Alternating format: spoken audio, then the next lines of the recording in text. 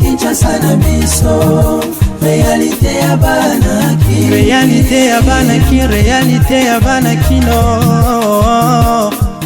Président de la République Félix Antoine Tshisekedi Tshilombo azongaki déjà awa na kati ya République démocratique du Congo uta mokolo ya lobi jeudi na pokwa. Premier ministre Jean-Michel Sama Lukonde a lancé qui opération Zéro Trou na banzela ya Kinshasa, opération oyo ezalaki lancé mokolo ya lobi jeudi 14 octobre 2021. Marche ya lamuka ezali confirmé et kosalema mokolo ya lobi samedi 16 octobre kasi particularité nango ezali ke na place e banda na chamu ndenge ba mesana cette fois-ci et kobanda bongo na rond-point Ngaba sur avenue Kianza. Réaction ya population pe lisusu kaka pour na marche yango wana ezali quelques sujets oyo toko développer na édition ya mokolo ya loka NB News édition ya vendredi 15 octobre 2021 oyo ngai nazali na plaisir ya ko présenter bino yango pe na souhaiter bino bonne malamu.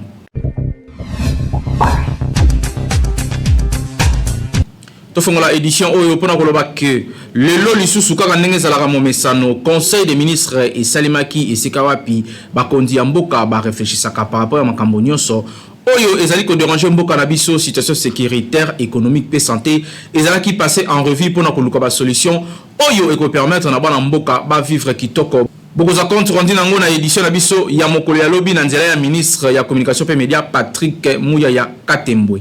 Côté la plénière, oyo esengelaki ezala mokolo ya lelo na kati ya Assemblée nationale esengeli koyeba ke bureau ya Assemblée annoncaki report na yango plénière oyo ezalaki convoqué mokolo ya lelo vendredi pour auditionner rapport ya commission paritaire oyo ifalaki statuer sur ba candidature ya ba futur membre ya commission électorale nationale indépendante CENI.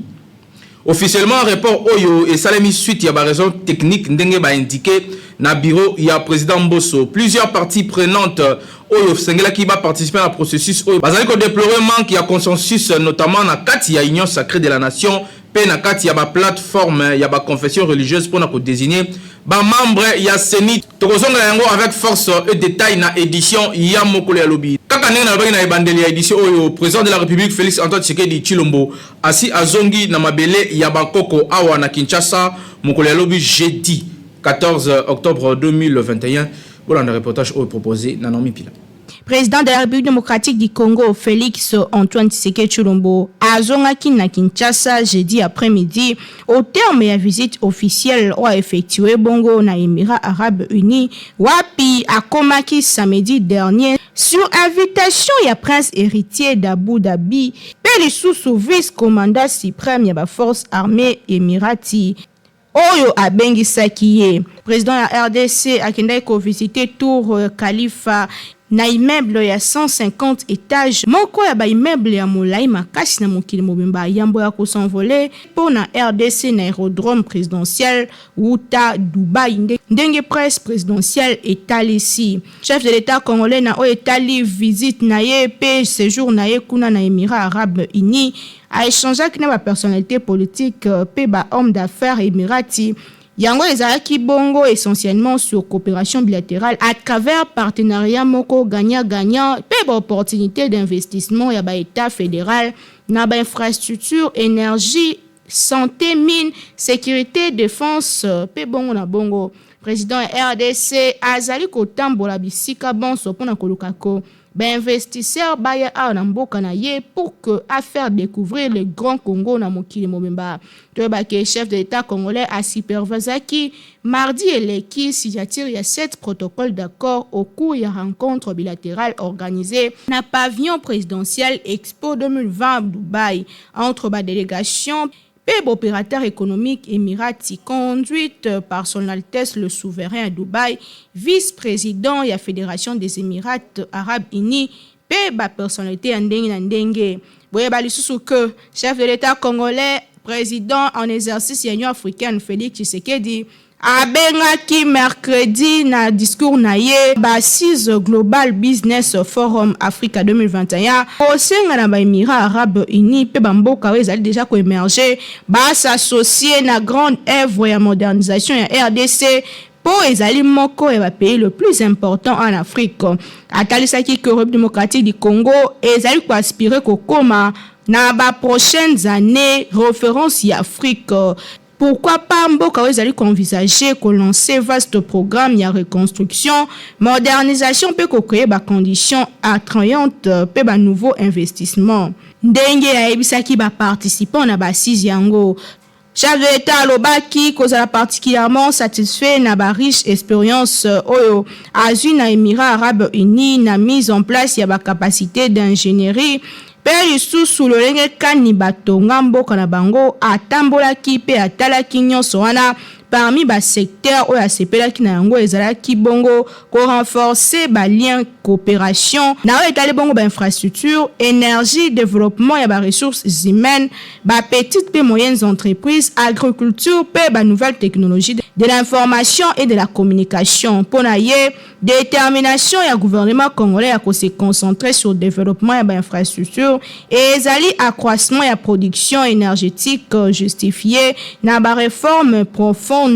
oyo kozala bongo collé sous forme ya loi entre autres textes réglementaires ya ko changer climat d'affaires pe investissement en mboka na biso République démocratique du Congo. Chef de l'État congolais président en exercice ya OIA asalaki plaidoyer moko ya kosenga que intégration ya Afrique na économie globale pe lisusu intégration possible ya mboka na ye na kosala ke coopération moko esalema pour que économie congolaise ekoma stable. Atalisaki ki Afrique ezali na ba défi ya ko relever kasi par na ye na commerce mondial ezali na nou faible na bo ko relever Afrique pe lisusu ba investissement ya ndenge na ndenge e ko sala ke Afrique est avancée pe développer surtout ceux qui ba investisseurs ba ye mingi na kati ya Afrique na boya senga ki na mokili mobimba ba s'intéresser na Afrique mais plus particulièrement na République démocratique du Congo po ezali mboka etondi ba merveille pe ezali na posako ba investisseurs ba ya ebele mingi na kati ya mboka na biso tango asisa ki séjour na ye président ya RDC azongi na mboka na ye na ville province ya Kinshasa na aéroport international ya Njili. Kinshasa et l'équipe partout. Premier ministre Jean-Michel Sama Lukonde a lancé mokolo ya lobby opération zéro trou na banzela ya Kinshasa, opération oyo et salimaki mokolo ya lobby jeudi 14 octobre 2021 merveille mobende. Après ce détail. Premier ministre Jean-Michel Sama Lukonde a lancé jeudi 14 octobre 2021 na commune ya Kalamu na avenue universitaire opération zéro trou na banzela ya ville ya Kinshasa. Cérémonie o esalamaki liboso ya ba personnalité ebele notamment ministre ya infrastructure pe travaux publics UTP na Mukuse Alexis Gizaro, directeur général ya office de voirie pe drainage OVD na Mukuse pe gouverneur ya ville province ya Kinshasa Jantilingo Bilambaka pour une autorité urbaine projet o eza na cadre ya collaboration entre gouvernement central pe gouvernement provincial. Gouverneur ya ville province ya Kinshasa Jantilingo Bilambaka a déclaré ki pona koloba que projet oyo ezola ki sa collaboration o eza ko exister entre ba structure ya gouvernement central pe o exécutif provincial ya Kinshasa. Atalesaki koloba ke a ko initier programme moko d'action oyo ko résumer vision Kinshasa bopeto. Yango ekozala pona ko rayonner capitale no ko offrir plan moko accès na bonne gouvernance pe sécurité, assainissement pe protection et environnement, amélioration ya qualité ya ba services sociaux de base, modernisation ya ba infrastructure pe lisusu développement ya ba activité économique créatrice d'emploi. Na côté na ye ministre ya infrastructure des travaux publics ITP na Mukuse Alexis Gizaro a bengaki na ba usager na respect ya ba code de la route. Atalisaki que tozo souffrir na Kinshasa pour na ba embouteillage à cause ya ba comportement ya ba usager ya nzela bato ebele ba respectaka code de la route te suite ya ba mauvais comportement oyo nde lors ya conseil de ministre chef de l'état a pesaki ordre pe alobaki ke mutu moko te azali kolo ya mibeko pe ya constitution ya République démocratique du Congo. Quel que soit ba ministre, ba député, pe général, moko, ba tout nyonso, il faut ba respecter code de la route. Ba ordre, pesa makine la police nationale congolaise, pour sanctionner Moutounion ou à respecter le code de la route. D'après patron, il y a des infrastructures, des travaux publics, opération zéro trou et qu'on a lancé Pélissus dans le district Nyonso ya Kinshasa. Projet où ils ont visé notamment à fluidifier la circulation dans la capitale congolaise, mais lisusu côté ka image ya malamu na entité administrative. Boende ezalaka Kinshasa et l'équipe partout. Ils allaient confirmer marche ya lamuka et que salema mokolo ya lobi ndenge ezalaki prévu après réunion moko oyo basalaki na gouverneur ya ville ya Kinshasa o apesi autorisation du moins itinéraire ezali changer na place ba banda na changu ndenge ba mesana cette fois-ci ba ko banda na rond-point ngaba ba détail toujours na nomi pila. Marche ya coalition Lamuka prévue samedi na Kinshasa, capitale ya démocratique du Congo, et kosalema solo penza. Yango ezali bongo moko ya ba point ebimaki na séance de travail o esalemaki entre gouverneur ya ville Jean-Claude Bilambaka pedi susu bandeko ya lisanga Lamuka mokolo ya jeudi 14 octobre 2021 na hôtel de ville ya Kinshasa. Autorité urbaine a eu acte ya manifestation organisée na Lamuka. Wapi coordonnateur Martin Fayulu Madidi, président et parti politique Engagement pour la nouvelle citoyenneté et le développement ici à Mokuse. Après Masolo pe koyoka na marche ya coalition Lamuka ya le 16 octobre oyo eko banda na commune ya Ngaba na hauteur ya Avenue Kianza koleka na lemba échangeur ya Limete pe boulevard Lumumba chute na yango ezali bongo première rue Limete sur le petit boulevard en face ya école Saint-Raphaël. Marche yango kozala sécurisé na ba service compétent ndenge basalaki déclaration ba membre ya délégation ya Lamuka o bazalaki présent na kati ya séance de travail yango bayokani ete frotteur de troubles nyonso kozala interpellé na ba élément ya la police nationale congolaise pour na kozala na disposition ya justice, c'est-à-dire que Lamuka esengeli éveiller sur ba militant na ye pe la police esengeli éveiller sur ba élément na yango pour na concadrer marche pe marche yango ezala kaka pacifique pe républicaine. To rappeler que marche yango ko intervenir une semaine après meeting populaire organisé na Martin Fayulu Madidi pe Adolphe Muzitu samedi dernier na terrain Sainte-Thérèse na commune ya Njili. Wapi bango bazali côté mais toujours politisation ya seni pe bazali koloba non na glissement marche na bango et ko salema le 16 octobre oyo bazali côté mais kaka biloko wana c'est moko pour l'intérêt à population Kinshasa et l'équipe partout. Réaction ya ba congolais par rapport ya marche yango pe na ndenge itinéraire échangé bazalaki bongo awa na micro ya Peggy Ilunga. Marche eza un droit oyo eza na constitution na biso ya mboka ngai na sepeli te ata ndenge baakorde bango basala nde bachange itinéraire na sepeli te marche bokoki koyebisa moto teke no bokende awa te bokende papa même bisika bazopekisa Fayulu akende même bisika nani le président de l'Assemblée nationale a été kosala meeting. Alors danger nini ezalaki soki Lamuka osala marche soki bango bato baza en pouvoir soki bakosala ba meeting ba festivité na bango ya parti eza normal soki kaka Lamuka ekomi zone rouge ete soki osala marche wana d'autre part tokomomona pa Martin ba marche akomosala vraiment pour l'intérêt na ye moko oyo osala pour l'intérêt na ye moko. Oh, biso so na biso ezani ni souci na biso ezani ke donc a marché pour l'intérêt na biso peuple congolais. Ara menyo ko la biso Fayulu azat. Ya bulele lo soka zuma kanisike to tambola pour na ramu nyoko liba na mboka. Kino tout aux la derrière ye. Mais oyo komi ke ba marche pour l'intérêt na ye. Le bilo ba rose a pu pouvoir au monde a pu boy. Après si biso pe mu Congo. Ko ba ngotu ba la rabo. Et na no zelo ka ngote to za même moral. Le bilo biso ke simbelio. Donc obo saniki bato bazala na souffrance bato remonter la score intérêt na yo moko o bilo wana biso tolingi yango te non c'est pas nango en plus pe mais tolingi te nzela ba pesi wana bilo bolingi nini biso tolingi toujours banda chango pour avantage ya chango parce que tout le monde a vraiment 100% na bato pena ki ba soutenir pena marche so que marcher trop ezala pena ba bita chango bana chango bango pena nde ba la même morale so ba bilelo pena to tambola et en plus biso tout na kini so qui commune tout ezandeke baninga kuna balaka. Mais toi bien. Pour bango va pena même moral so babili lo pena to tia mutu. pour la marche à Martin Fayou, marche constitutionnelle, pas raté. Mais il faut aller la raka mibeko ya mukonzi ya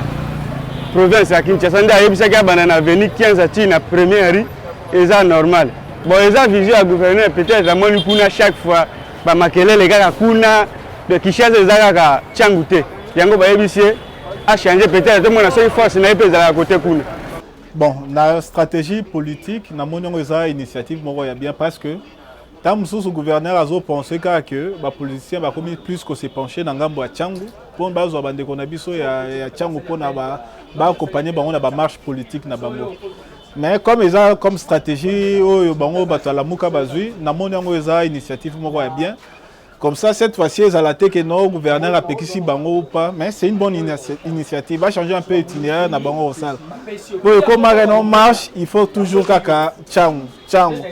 Dès que nos batailles de pes marche na bango délimité, tiba côté. Les autres risquent est comme côté Angaba. Total bango total, mais c'est une bonne initiative. Confession religieuse Oyomi Balé, 5 na SCC bandimi ko zonga na kati ya masolo pe ba sengi na 6 confessions religieuses wana ba ya bazongela lisolo kasi population congolaise ba réagir ndenge nini par rapport ya likambo oyo pona bango balobi bazali ko sesa biso ba je ekomi ba aventure alors que bazalaki na besoin ba avancer bango ba bazonga sasu biso na sima bazali toujours awa na micro ya peki ilunga abe chole mutaloba kike andimi akota même na prison pona likambo ya enterrement ya Kadima. Mais lelo abe chole andimi pour rejoindre décision ya 6 confessions religieuses wana eza soni pe mawa mingi parce que yeka ka mutalobaki ke ba pesa ki bango ba 100 000 na ba jeep ba boyaki c'est que 100 000 wana yepe azu yango mais pour na mboka o eza pena mawa eza mawa na bato otela bango motema ke bako ko sauver mboka zokande bango pe ba ko trahir biso yango wana balobaka ke non liboso ya mbongo mo Kristo azalaka te abe cho na za mo Kristo te donc akota kaka na monde wana to pesi bango ka merci ide wana eza mabete eza ide o ifalaki kutu bazwa ngo kala banda makambo ngo ebanda bafalai ba se réunir basangana ka po bazwa ka compromis bango nyonso babengi bango religion c'est que bango nyonso baselaka nzambe azaka moko aka mibale te falaki dimwe basanganaka po bazwaka ide mboka na biso ke liboso baza na erreur parce que baomona ke population ezosouffrir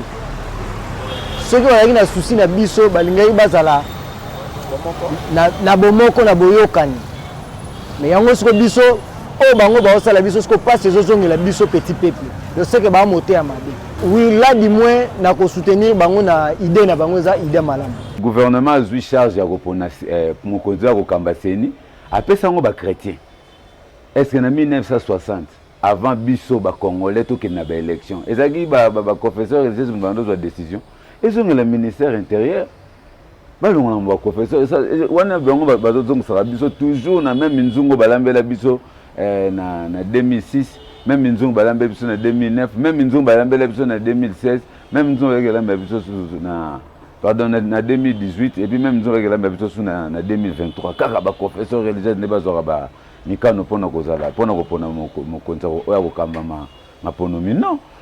makambo wana eza bamodifier ka loi c'est possible aussi de le modifier loi ezongela ministère intérieur eza nango ekopala eza kopala nous savons bango mulunda fait malumalu toyebi eza bakope na bango bambongo eza na bango politique toyebi na jeu wana carte moko ezalaka wana nous savons mais mamno ezalaka na mboka nzambe biso toza bakongolais tokoloba nini bango nde bazokamba biso katolike bakoma kobena nsala na ndenge na ye soka meni nsala soka lembisa ntango bakopona mona nga limite ntango bakopona mona so aboyi su mokonzi wana oyo bakopona wana donc bazie na bango mwana mboka makambo oyo ekomi makambo moko ekomi koconcerne population nyonso aussi longtemps bapesaki bango chance ya ko se retrouver à mettre de reprise et que va trouver compromis te nazomona lisusu tina moko te oyo catholique na ECC balingi basala marche en arrière. La Cour constitutionnelle a déjà tranché. Elle a demandé à l'Assemblée nationale de faire avancer les trains. Alors, bango balingi bazonga lisusu na sima pona nini? Bazali na ba intention ya mabe. Kalawana bazalaki na ba intention wana te pona nini? Ya koluka kosangana pona kokende bako avancer liboso. Kaka tango Cour constitutionnelle a pesi mot d'ordre na Assemblée nationale pour avancer, bango balingi siko bazonga pour basala oyo babandaki kosenga bango basala bien avant wane komi distraction.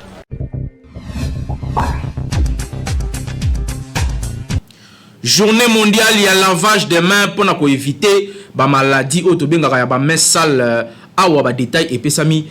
nanomi pila.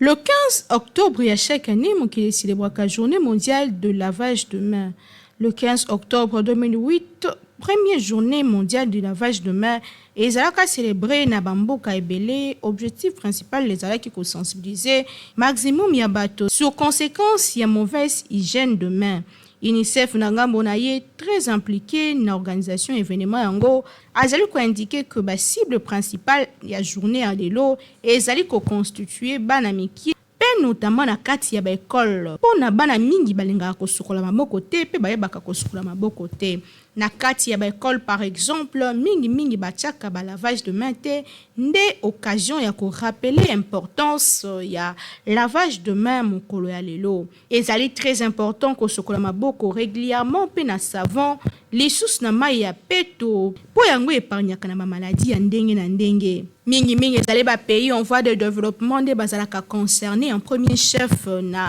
o etali bongo campagne ya lavage de main. Et Sengeli koyeba que 5000 enfants d'au moins 5 ans bakufaka chaque année suite ya maladie de main sale pe utilisation ya ba mai moko eza contaminé alors que remède na yango ezali très simple pe ezali bongo ko sokola maboko pe lisusu koyeba ko purifier mai. Kosokola maboko yambo akolia, kosokola maboko sima ya kouta na toilette, kosokola maboko sima ya ko se déplacer to pe kovanda na batu.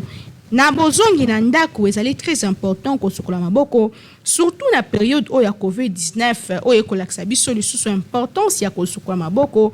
Il faut à tout moment kosokola maboko pona ko éviter ba maladie ya ndenge na ndenge. Parents, zwa temps ya kosokola ka mona maboko, zwa ka temps ya ko vérifier maboko na ye. Obana mingi batiaka maboko na monoko sans ko contrôler bisika wapi basimbaki eza yo paronde esengeli yo veiller sur maboko ya mwana na yo po sokolaka yango tango nyonso kosokola maboko na savon to pe na désinfectant ezali moko ba moyen le plus efficace pe le moins coûteux ya ko prévenir ba maladie o ezali bongo de main sale. Journal elo ezali occasion ya ko sensibiliser ba maman bilenge pe bana ya koyeba kosokola maboko po ezali très important pour na ko éviter ba maladie ya ndenge na ndenge. Que vive la journée du 15 octobre, que vive la journée mondiale du lavage de mains. Kinshasa et l'équipe partout.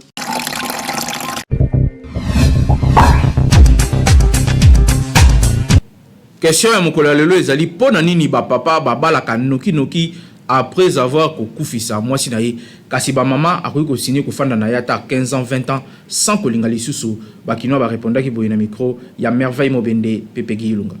Kobungisa moko ya mutu bande kolinga mingi esalaka pasi yango esengaka na batu bazala pembeni wana pona ko consoler to pe ko lendisa moko ya oya tikali esalaka pasi mingi kobungisa surtout na couple mwasi to pe mobali oyo bande kolinga mingi pe atika yo na bana yango esengaka kozwa mwa temps mingi pona kobala lisusu yango esengaka kozwa mwa 2 ou 3 ans pona ko commémorer molimo ya être cher oyo bungisi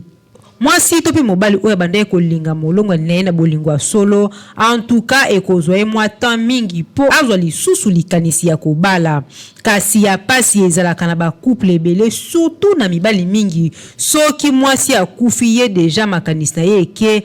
po azwa mwasi mosusu abokoyela ye bana misusu kutu kaka na matanga deja azoluka mwasi oyo akobala misusu pe azalaki na ye deja na bamakangu oyo azokanisa koremplace na mwasi na ye okomona bakundi mwasi 6 mois eza ebele ye deja atie mwasi mosusu na ndako pe 6 mois wana eza kaka mpona mokili eloba te kasi soki ezodépendre kaka na ye moko ata après une semaine ya baobsèque aza na ye capable ya koremplace mwasi mosusu na ndako yango biso magazine KNB News totunaki nanu na bakinois soki mpona nini mibali bazalaka presse ya kobala soki akufeli mwasi yango biso magazine KNB News totunaki nanu na bakinois soki mpona nini mibali bawelaka kobala soki akufeli mwasi plutôt ke basi po mwasi nde azalaka pena na bolingo makasi en plus bana aza na bana na maboko en tout cas amonaka quelque chose mobali mususu ayene na ndako na bana esimbaka te mobali akokaka te kokanga posa oyo biso basi tozalaka nango motema na biso eza makasi koleka ya mobali asupportaka te me biso tosupportaka bazalaka na basi na bango yango na lere mwasi akufi mwa espace etikala eza te yo omona kaka bapaya nyonso baye wana lokola baza bapaya me mwasi na ye mpe aza pembeni donc mibali vraimen bazelaka te mobali vraiment avant na mwasi na ye azwi mwasi ne banda bulengele msu age ba 12 ans le msu 15 ans bavandi ebele bambula baboti pe bana mais oyo kokoma vanda muninga akufi akovanda ya muninga te me bamisusu pe bazali omona soki akufeli mwasi susi ya mwasi te ndenga zali ne bawumelaki na mwasi na ye donc moyen vraiment azwa mwasi msu ya bien que atakozwa mwasi na libanda mais akozwa mwasi tachana ndako changer caractère atozwa mwasi mais fuze quand même basanza eleka nanu bien que mobali akokoka te ata nani deza tozingolo bate soki kaka mwasi akufi mbala moko kaka 1 mois 2 mois ozwi mwasi wana eza mawa te mibali bazalaka na bolingo makasi na biso bana basi te biso bana basi tozalaka na bolingo makasi na bana mibali omona mpe 20 ans bana mobali akufa okobala na yo lisusu te tili wana yo mpe ofaya na yo ozobokola bana na yo ozodebrye na ye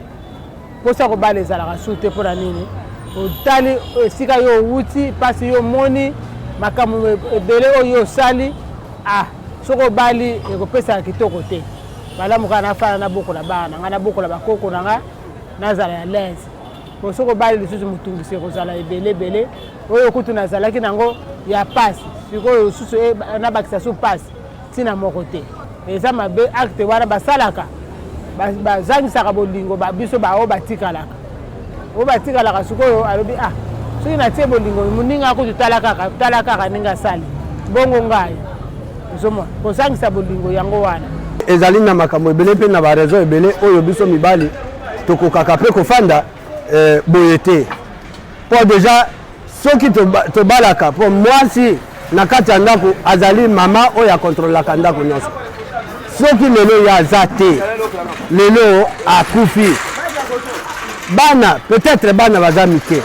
ngai nabimaka nakendaka mosala nani akosaprendre a charge wana ya bana ezali mama yango omonaka mpo nazala mwa kimia na mosala nakei nazala déranger te nakamata mama mosusu azala na ndako mpo abatelaka bana oyo baza na kati ya ndako bilama nakosukolela bango te basani nakosukola te nani klasi nakomema bango te ti nakosala yango te yango wana tobalaka mwa ava soki mwasi aza te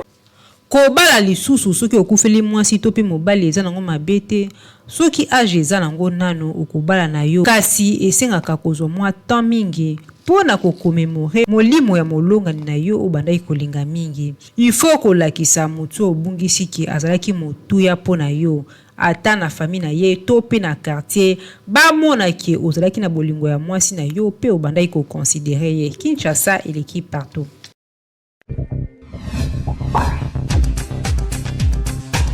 Na cadre de la 27e édition, il y a l'Inafoot où ils allaient continuer à couper à Kinshasa. FC Rangers va peut-être gagner bongo. Équipe, il y a Lubumbashi Sport, na score, il y a 2-1. Bon, dans le reportage.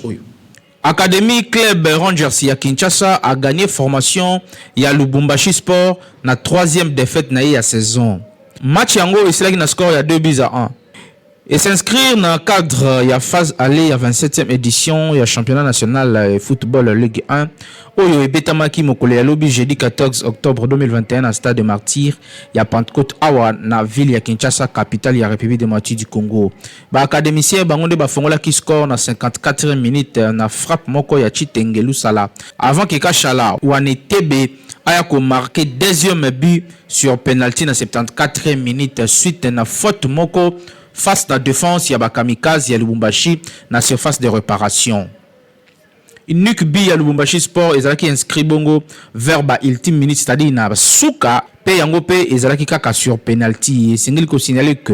deuxième succès d'affilée pour na ba poulain ya coach Chico Mukeba oyo ba se relancer avec 6 points na 3 sorties oyo aussi ba sali, tandis que Lubumbashi Sport y a goûté na 3e défaite na ya saison na 4 sorties pour na point moko oyo azali na yango na classement. Kinshasa et l'équipe partout. Ko informer bino nde ezali devoir na biso. Merci pour la confiance et fidélité. Oyo bozali kolembate ko pesa na première chaîne d'information en continu na Lingala KNB News édition. Il y a vendredi 15 octobre nazali na plaisir ya ko informer bino po ezali musala na biso pe boyebi ete awande bozalaka mieux informé ailleurs. Merci na papa Timothée oyo azalaki na des caméras oyo ya mokolo ya lelo kasi lisusu na pesi merci na merveille mobende oyo akumbelaki édition seconde na Naomi Pila toujours na coordination ya Grand Lion ya communication ngai na bino tukutani na mikolo ezali koya en attendant Kinshasa et l'équipe partout. Oui. Magazine